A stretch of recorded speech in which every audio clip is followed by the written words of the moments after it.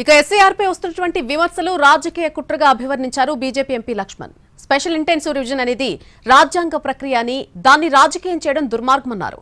ఒకవేళ ఉద్దేశపూర్వకంగా ఓట్లు తొలగిస్తే అన్ని పార్టీల పోలింగ్ బూత్ ఏజెంట్లు ప్రశ్నించవచ్చన్నారు.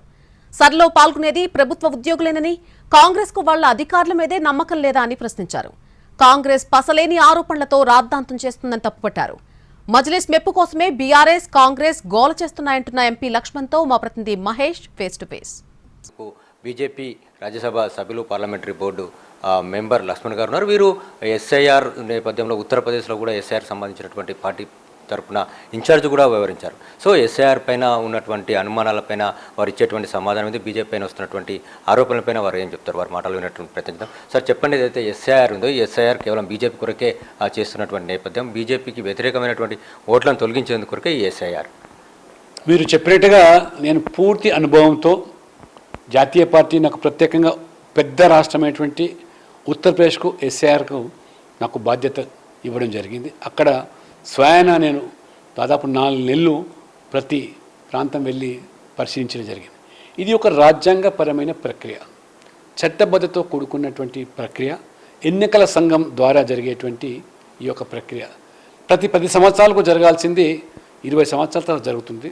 ఇవాళ కొత్తగా మోదీ గారు అధికారంలోకి వచ్చిన తర్వాత జరుగుతున్నటువంటి ప్రక్రియ, అంతకుముందు కాంగ్రెస్ హయాంలో కూడా జరిగినటువంటి ఇది ప్రక్రియ.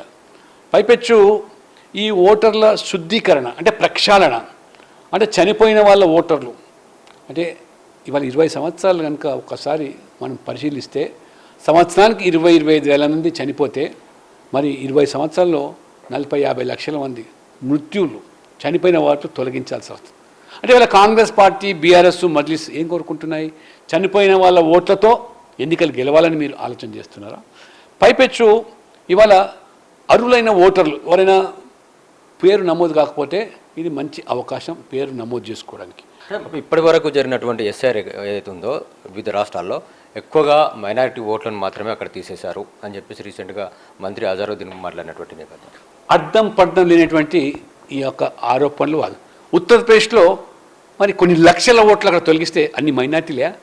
అనేక మంది మా ఎమ్మెల్యేలు, ఎంపీలు ఉన్నటువంటి ప్రాంతాల్లో కూడా చాలామంది మాకు అనుకూలంగా ఉన్నవాడు గ్రామాల్లో ఉన్నాయి, పట్టణాలు ఉన్నాయి కాబట్టి పట్టణాల నుంచి తొలగించుకుంటాం, గ్రామాలకు పరిమితం చేసుకుంటామని ఆ రకంగా ఓట్లు తొలగించుకున్నారు. బెంగాల్లో ఈరోజు బీజేపీ గెలవడానికి ప్రధానమైనటువంటి కారణం ఎస్ఐఆర్. ఇవాళ బెంగాల్లో ప్రజలు టీఎంసీ పాలన పట్ల విసిగి వేసారు. 93%, 92% ఓట్లు వేశారంటే అందులో అన్ని వర్గాల వారు ఉన్నట్టే కదా. కాబట్టి ఇవాళ అక్కడ ఉన్నట్టు బెంగాల్లో మైనార్టీల జనాభా ఎంత? 15-20% ఉన్నారు. మరి ఆ రకంగా 93% పోలింగ్ అయింది. పోలింగ్ అయిన దాంట్లో మెజారిటీ ప్రజలు ఇవాళ బీజేపీకి ఓటేసి గెలిపించారంటే ఆ పాలన పట్ల విసిగి చెంది మార్పు కోరుకొని ఇవాళ పెద్ద ఎత్తున వచ్చి ఓట్లేశారు. అదే పరిస్థితి పునరావృతం కాబోతుంది. బెంగాల్ తరహా ఫలితాలు తెలంగాణ రాబోతున్నాయని పసిగట్టే ఇవాళ పోటీపడి ముఖ్యమంత్రి, పిసిసి అధ్యక్షుడు పదే ఈ ప్రక్రియను అడ్డుకునేటువంటి కుట్రలు చేస్తున్నా కానీ ఇవాళ ఆ కార్యక్రమం సాఫీగా జరుగుతుంది. ఆ ప్రక్షాళన జరిగిన ఓట్ల ద్వారానే భవిష్యత్తులో నేను ఇంకొకటి చెప్పబోతున్నాను. రేపు జరిగే ఎన్నికలు ఇక్కడ ఈ రాష్ట్రంలో మహిళా రిజర్వేషన్ మీరు అడ్డుకున్నారు, మీకు శిక్ష తప్పలేదు. మీరు ఏ రకంగా ఓటమి చేశారు, మీరు కానీ కమ్యూనిస్టులు కానీ టీఎంసీ కానీ అడ్డుకుంటే, డిఎంకే అడ్డుకుంటే ప్రజలు కర్రు కాల్చి వాత పెట్టారు. కాబట్టి రేపు తెలంగాణలో మహిళా బిల్లు, చట్టసభలో మహిళా బిల్లుతో వస్తుంది. అదేవిధంగా పునర్విభజనతో ఎన్నికలు జరుగుతాయి. ఖచ్చితంగా తెలంగాణలో భవిష్యత్తులో బీజేపీ అధికారంలో రావడం ఇది ఖాయం. సార్, ఇక ప్రధానంగా తెలంగాణలో ఈ యొక్క ఎస్ఐఆర్ జరుగుతున్నటువంటి సందర్భంలో కొన్ని సమస్యలు తలెత్తున్నటువంటి విషయం, కొన్ని ప్రాబ్లమ్స్ కూడా వస్తున్నాయి, కొన్ని డౌట్స్ కూడా వస్తున్నటువంటి పరిస్థితి. సార్, ఏదైతే 2002 ఓటర్ లిస్టుతో లింకు చేస్తున్నటువంటి సమయంలో 2002 ఓటర్ లిస్టులో ఉన్నటువంటి నేమ్ కొద్దిగా చేంజ్ అయినట్లయితే అది ఆన్లైన్లో తీసుకున్నటువంటి పరిస్థితి వస్తుంది సార్. సో ఉత్తరప్రదేశ్లో కూడా ఇటువంటి పరిస్థితి ఎదురైతే ఏ విధంగా దాన్ని సార్ట్అవుట్ చేశారు? ఆన్లైనే కాదు, ఇవాళ ఫిజికల్గా కూడా ఇంటింటికి వచ్చినప్పుడు ఫామ్ ఏదైతే ఇస్తారో ఆ ఫామ్లో మార్పులు చేయరు. తప్పిదాలు, పేర్ల తప్పిదాలు కానీ నమోదైనప్పుడు కానీ సరిదిద్దుకోవచ్చు. ఫోటోలు కూడా ఆ పాత ఫోటోలు తీసేసి కొత్త ఫోటోలు పెట్టుకోవడానికి వెసులుబాటు కల్పించారు. ఆ రకంగా ఫ్రెష్గా మరి ఈ ఓటర్ లిస్ట్ తయారవుతుంది. ఖచ్చితంగా ఇవాళ ఆ యొక్క బిఎల్ఓలు ఎవరైతే బూత్ లెవెల్ ఆఫీసర్ ఉంటారో, యంత్రాంగం ఉందో వాళ్ళను ఈ యొక్క పార్టీల ఏజెంట్లు విధిగా ప్రతి ఇంటికి తీసుకెళ్లాలా. ఇవాళ మేము తెలంగాణలో చూస్తున్నాం చాలా చోట్ల ఇంకా బిఏ లెవెల్ రంగంలో దిగలేదని, చేసే స్థాయిలోకి రాలేదు.